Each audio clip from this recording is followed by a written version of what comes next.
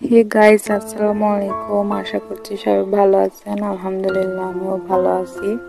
Cross হিজাবে তো ফার্স্টে একটা কোনা নিয়ে একটা সুই পিন অথবা যে কোনো পিন, যেহেতু পিনগুলো দেখা যাবে না, যে কোনো পিন মারলে হবে। দেন এটাকে পেঁচিয়ে ওটার কাছে নিয়ে গিয়ে ক্রস করে আরেকটা পিন মারতে হবে।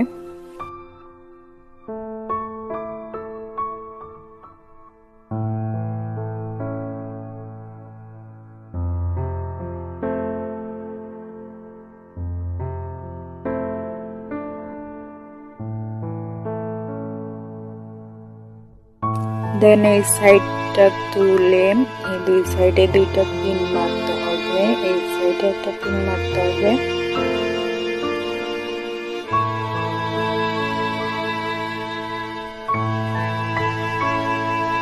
দেন এই সাইডে আরেকটা পিন মারতে হবে।